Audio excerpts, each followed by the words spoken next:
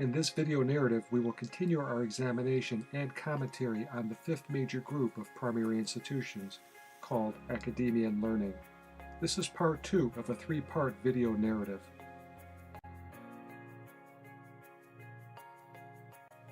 Another active tool in the liberal toolbox is speech control, or one could say speech suppression. Administrators and teachers are using it to control what students think and what they say. And clearly, as a result, they are suffocating creative learning, which requires curiosity, skepticism, and the freedom to debate and discuss.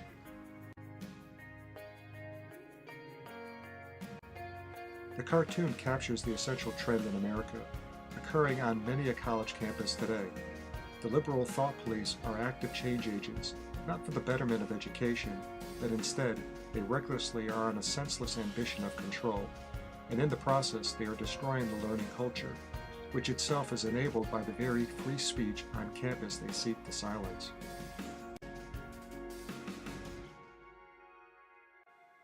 In February of 2016, the U.S. FCC Commissioner and Obama appointee came out and said it. Our college campuses are a prime example of where free speech is most threatened. He crisply warned our cultural values that undergird the First Amendment are imperiled, citing college campuses as an example of a concerning trend. Speech control in the culture of education and academic pursuit is increasingly subject now to the charge of microaggressions. These are short phrases which someone might utter, which the liberal elites have deemed now constitutes a terrible threat to a person or a group, which trigger all sorts of horrible feelings, affecting the delicate sensibility of adults, both young and old. The whole notion of microaggressions is just another liberal deception, created to give a grievance mindset to people naturally inclined to look for excuses for their personal failures. It may be humorous, but it's factual. Many school administrators actually designate some small, generally light-traveled part of the campus for their authorized free speech zones. In this way, they deliberately control the effectiveness of how a message gets out to the campus population of students. In their view, the fewer who hear the message the liberal educators oppose, the better. Here's some statistics on what percentage of colleges suppress free speech, provided to us by the Foundation for Individual Rights in Education, from a study and analysis they conducted in 2014. They found that 39.1% of college campuses, depicted in green, have university speech codes which could be interpreted as suppressing free speech. Additionally, they found that 52.2% of universities have speech codes which are clearly and substantially suppressing speech. Added up, a clear majority of speech suppression at 94.3% is occurring on campuses across America.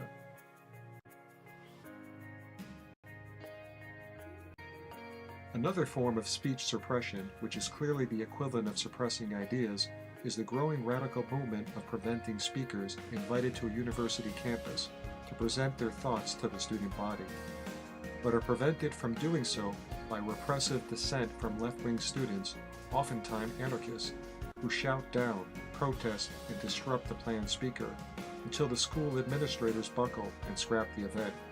In this way, they thug free expression of ideas and destroy the notion of education.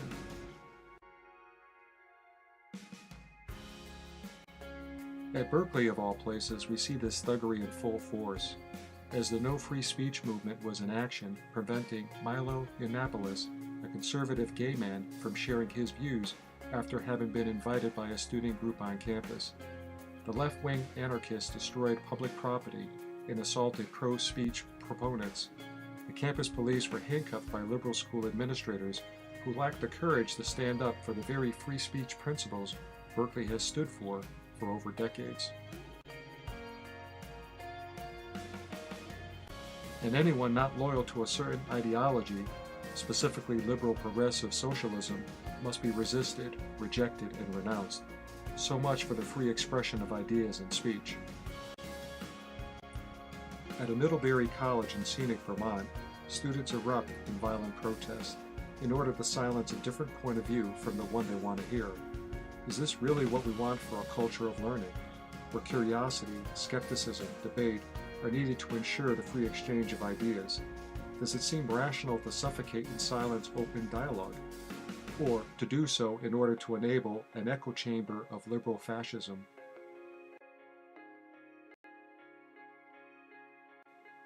Another example of free speech suppression is at Notre Dame, where a conservative speaker was going to lecture, and offended students gathered to protest and shut down the lecture, threatening obstruction and occupancy in protest.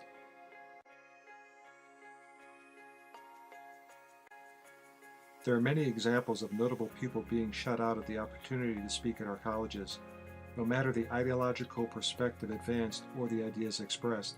Free speech and the expression of thoughts are not to be denied in the ultimate marketplace of ideas, but as you can see, the radicals are getting away with suppression, many times because the academic leaders lack the fortitude to stand up against the thuggery and stand for what and when it's right to protect free speech.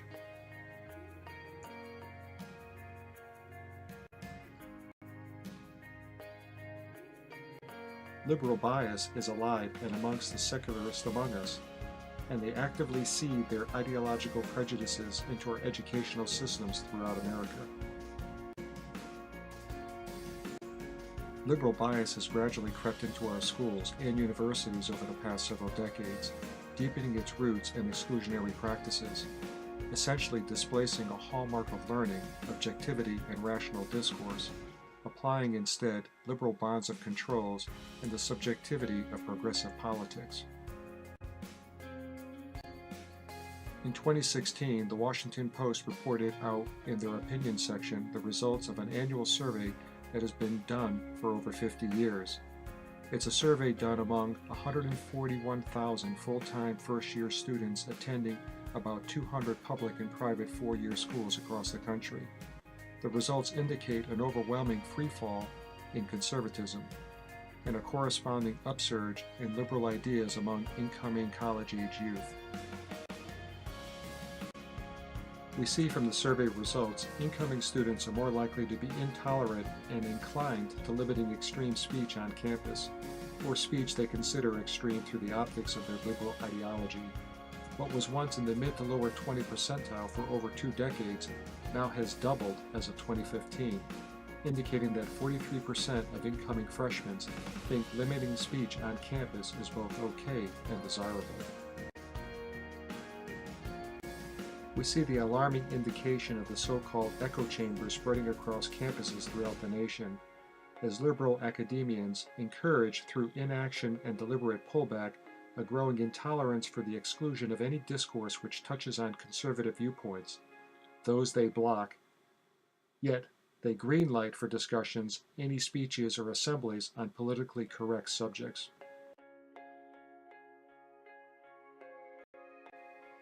There are real consequences to the growing intolerance of the left and their violent pursuit of suppressing free speech and any ideas they find offensive. Their impulse, organized or not, is to shut down the free expression of any thoughts, good or bad, they object to or they feel are socially unjust.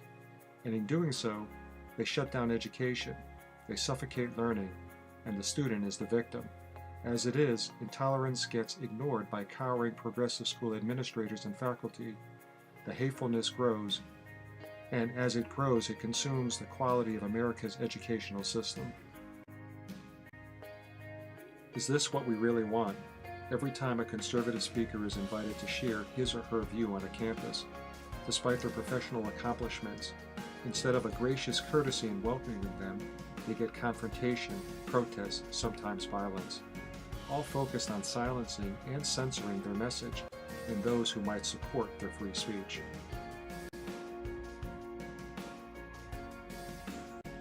One would think that in America today, inviting and hearing from a U.S. Secretary of State, especially an historic one, being the first black female to ever hold the honor, would be a desired speaker.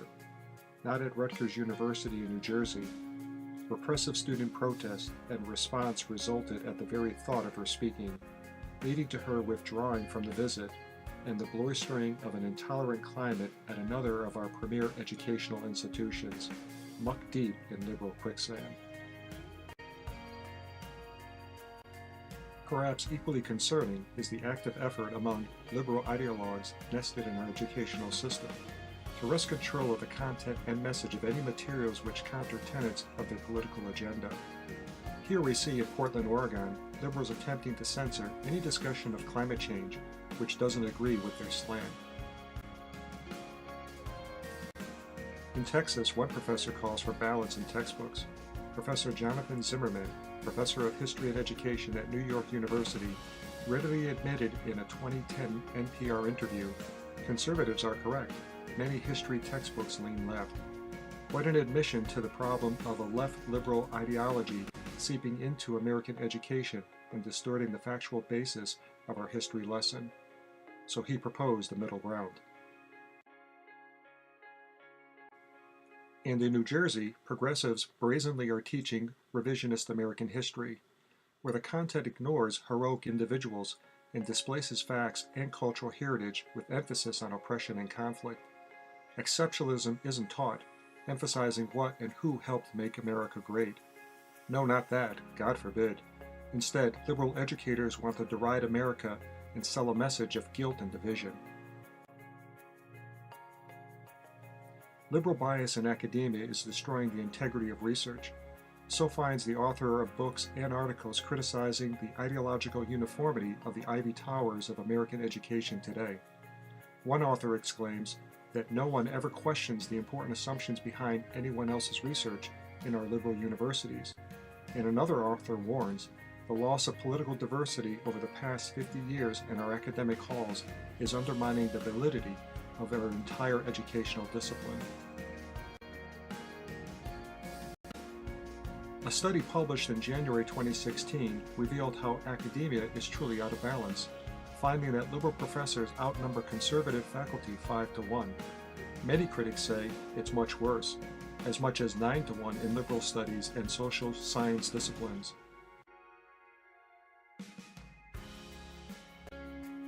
Ultimately, the principal aim of the moral relativists regarding the American educational system from kindergarten to graduate school is political control.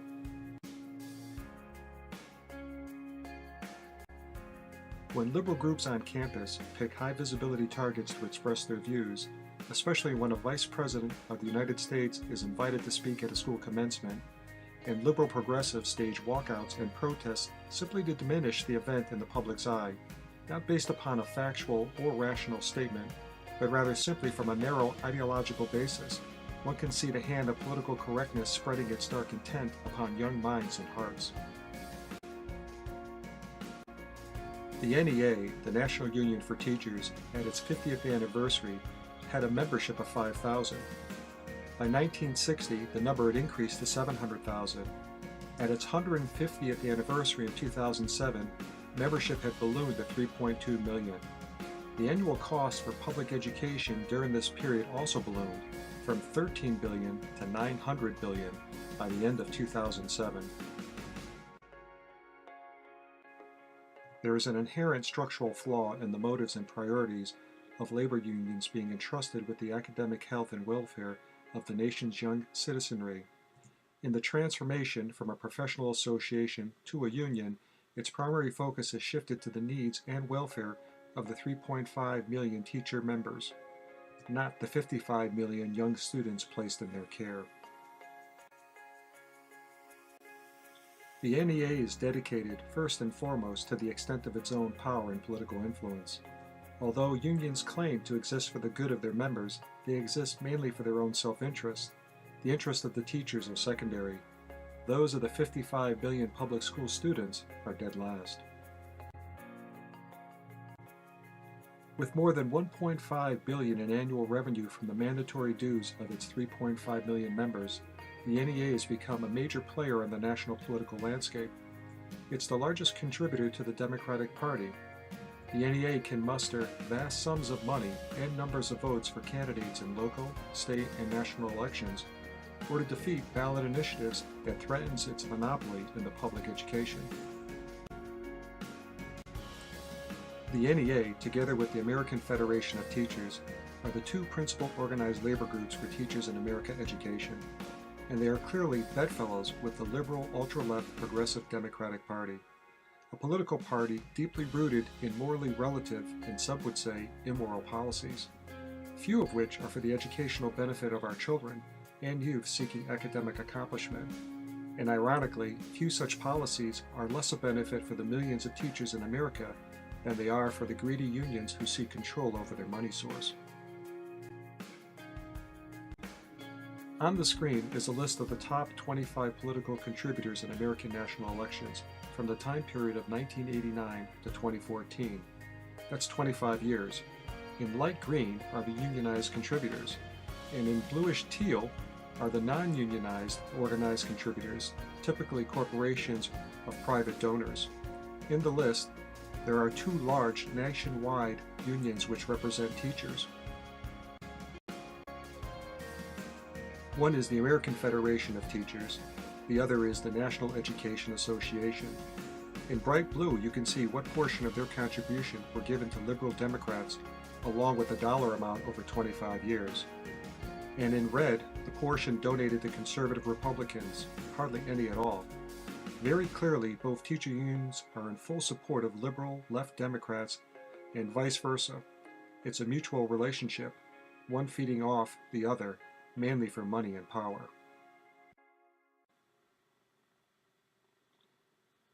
Unfortunately, the primary objective of teacher unions is to ensure their control of the money source at the expense of the quality of your child's education. It's bringing in the money, donating it to a liberal political machine, which in turn supports union control and grasp over American education, resulting in a perverse cycle of take and give, take and give. The problem is, however, the billions of taxpayer dollars which get sucked up into the political machine and perverse give and take cycle never get to our children's schools, where they are desperately needed. Instead, they feed the union and the liberal handlers. If you were to add the $40 million given by the American Federation of Teachers, together with the $56 million donated by the National Education Association, the combined total would be $96 million, the second highest contributing group to the liberal Democratic policy and candidates of the entire list of 25 in the country, and the highest contributing of any union group representing a particular segment of society. Follow the money, and the truth gets revealed. There's absolutely no question they work together for control and domination of the American educational system. This is a significant bond between two very large organizational groups in America, and don't think for a moment there is not a mutual sharing of interest in this relationship. It's premeditated and enormous, and as many will say, the students are at the bottom of the food chain in this deal. As the California Policy Center forthrightly revealed in December of 2013, American school systems are under union control, and they further concluded decline in scholarship of American students parallels the unionization of public education. Here's a fascinating map of the United States. Shown in dark orange are those states with the heaviest union control of their school systems, followed by yellow states with heavy control, and then by blue states with significant control. Green and brown states have less union control of their educational systems. Not surprisingly, we see those states with the heavier union control of schools directly correlate to where Democrats, liberal progressives, are mostly in political control. The assertion is often made today regarding teacher unions: are the schools run for them? James Bovard is the author of 10 books and has written for the New York Times, Wall Street Journal, Washington Post, New Republic, Reader's Digest, and many other publications. The Wall Street Journal called Bovard's the roving inspector general of the modern state. The Washington Post columnist George Will called him a one-man truth squad. Bovard states in one of his recent publications, government schools in hundreds of cities, towns, and counties have been effectively taken over by unions, and children are increasingly exploited, thwarted, and stymied for the benefit of organized labor, emphasizing government schools are increasingly run by the union and for the unions. Former U.S. Secretary of Education Lamar Alexander observed, "After the post office, schools are the most unionized activity in America." He went on to assert, teacher unions have worked to destroy local control of education by subverting standards, preventing teacher accountability, by denying parents a significant voice in their children's education.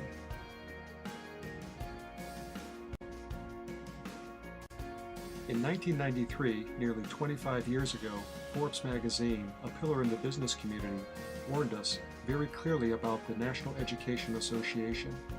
They were very astute and bold enough then to call out the NEA they saw, corrupting our public schools, taking taxpayer dollars honest men and women were paying for their children's education, corrupting the quality and scope of education our children were receiving, and extorting, through their union activity, dues and restrictive rules imposed on school administrators, extorting the educational dollars not for students, but for themselves.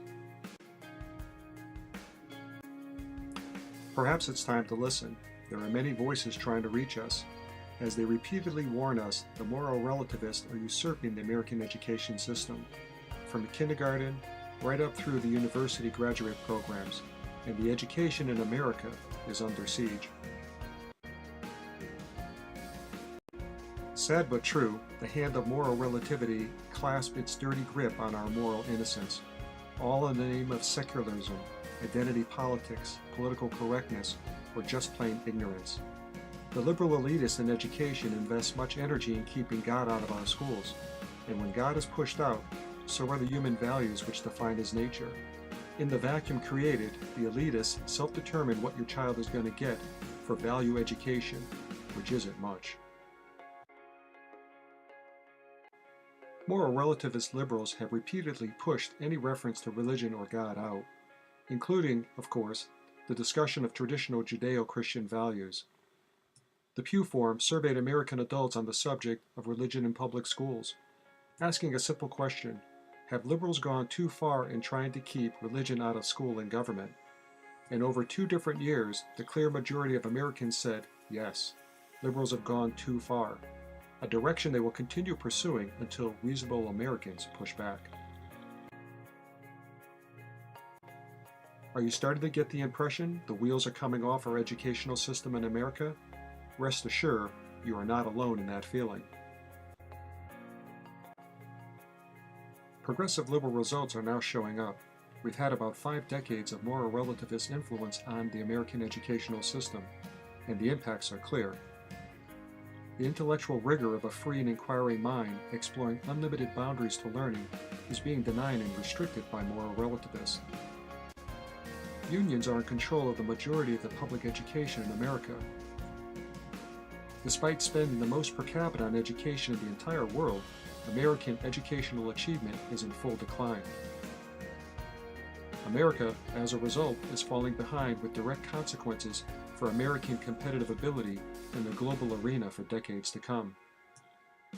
School safety is in decline, from teacher predation to rise in school crime. And higher education is becoming unaffordable and out of reach for many. This completes Part 2 of Academia and Learning.